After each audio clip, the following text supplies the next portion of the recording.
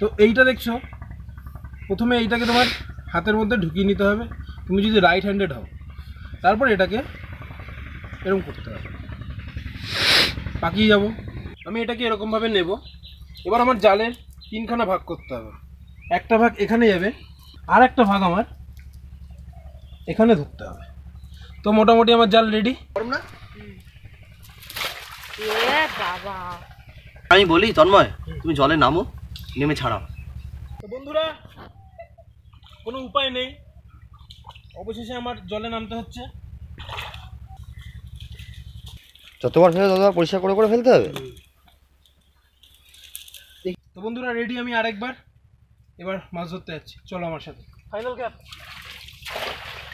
Wow, দারুণ। দেখা যাক কি হয়। শান্তনু, শান্তনু চলে আসো। সংকট একদম ই করবি, কন্টিনিউ টেক করবি। বন্ধুরা তোমাদের কি মনে হয় মাছ উঠেছে?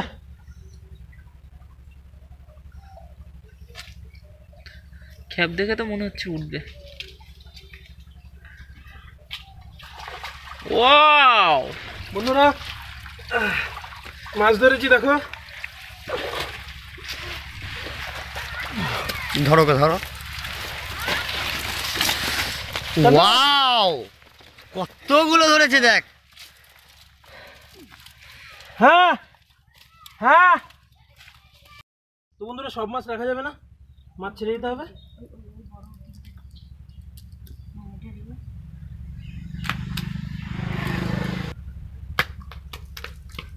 বন্ধুরা এই মাছগুলো হচ্ছে রূপচাঁদ মাছ।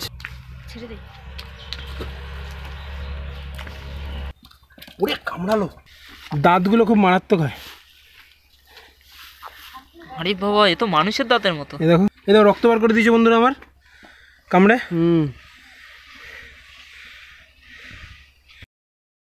এখন খাবার শুরু করব, আর খাবার সময় কথা বলতে নেই, সে কারণে খাবার পরে তোমাদের সাথে কথা বলছি। এগুলো হচ্ছে আমন ধান, আর আমার সাথে রয়েছে শান্তনু। এবার আমরা ধান ঝাড়বো। শান্তনুকে আমি প্রথমে দেখিয়ে দিচ্ছি শান্তনু কিভাবে ধান ঝাড়তে হয়। তুমি প্রথমে এইটাই নাও, একটাই নাও, এইভাবে একটাই দেখাচ্ছি। এরকম ভাবে ধরতে হবে, এরকম ভাবে ধরতে হবে, ধরতে হবে। মারো। আচ্ছা, জোরে জোরে।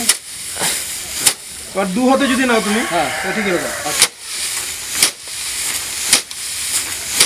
আচ্ছা, করো জোরে জোরে জোরে।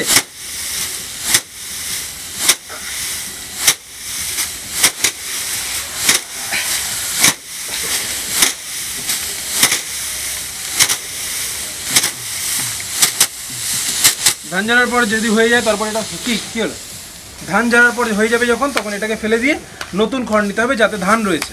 আর তোমরা দেখতে পাচ্ছ এই সামনে এতটা ধান রয়েছে।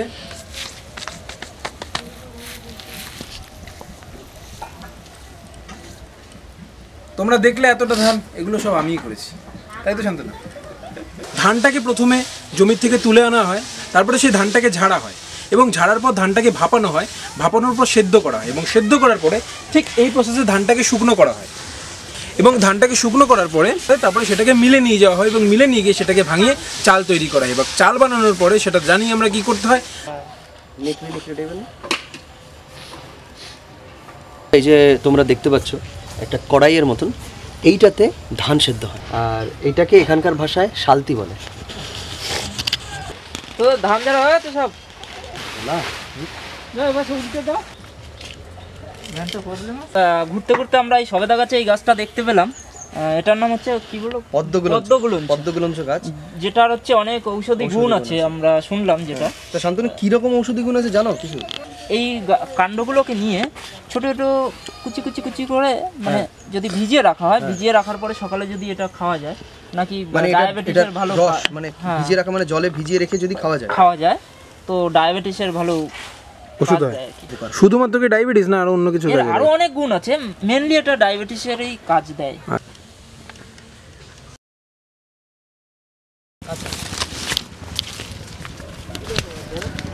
এগুলো গাঁদা ফুল গাছ।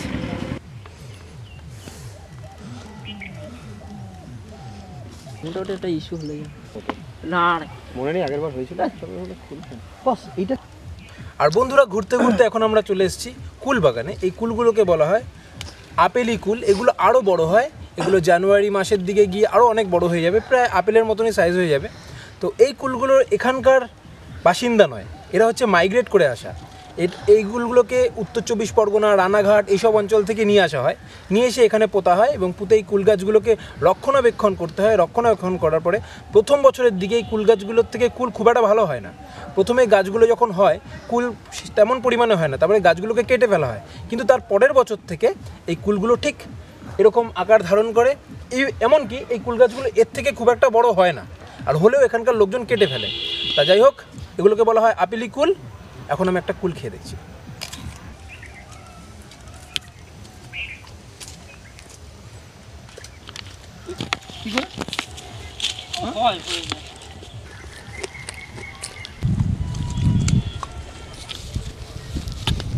এখন আমরা এই ভিলেজটাকে এক্সপ্লোর করতে বেরিয়েছি, আর তোমাদেরকে দেখাবো এখানকার মানুষেরা কত সুন্দর জীবনযাপন করছে, সেই লাইফস্টাইলটাকেই তোমাদের সামনে তুলে ধরবো। কত সিম্পলি তারা বেঁচে আছে একটু দেখে নাও।